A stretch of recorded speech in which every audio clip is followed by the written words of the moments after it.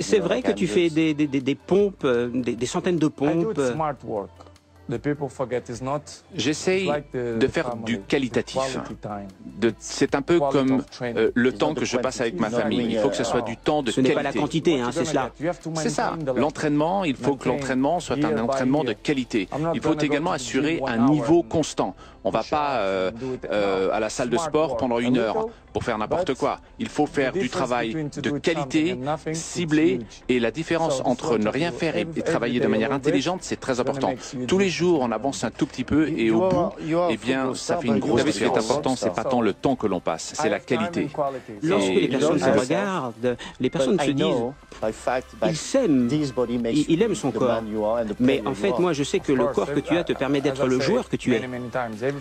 Tout à fait, tout à fait. Vous savez, au niveau du physique, ce sont les détails qui font la différence. C'est le corps, c'est également l'esprit, bien entendu. Il faut être prêt pour répondre à toutes les circonstances et le tout de manière professionnelle. Vous savez, on ne peut pas faire du foot pendant 2 heures par jour et puis ensuite vous faites ce que vous voulez, vous vous détendez, etc. Non, il faut être professionnel, il faut être sérieux et le corps, ça se soigne. J'essaye évidemment d'appliquer les bonnes recettes pour m'occuper de mon corps. C'est très important d'être en forme. Un corps de sportif, ça se prépare. Et lorsque vous êtes en forme, vous pouvez tout réaliser. Et c'est ce que j'essaye d'appliquer en permanence. Je prends soin de moi, je prends soin de mon sommeil. Également, le sommeil est extrêmement important. Beaucoup de gens, je pense, ont tendance à sous-estimer l'importance. La récup également, la récupération derrière un match sportif, c'est très important également. Jeune, tu t'es renforcé musculairement, mais quand tu pensais que ça allait être spécial, tu l'as su dès le début? À l'âge de 14, 15, 16 ans, j'ai commencé à sentir que j'étais pas comme les autres gamins avec lesquels je jouais. Je sentais que j'avais des capacités qui n'étaient pas les mêmes.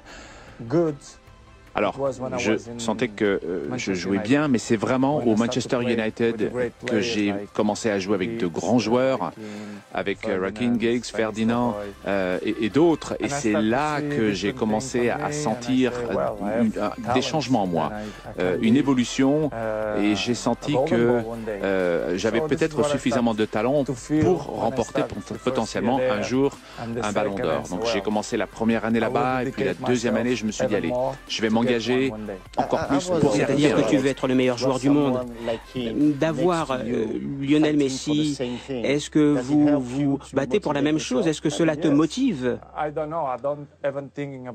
Je pense que oui, même si je n'y pense pas directement. Mais peut-être que de manière inconsciente, c'est là, dans ma tête, et c'est peut-être un élément de motivation pour moi.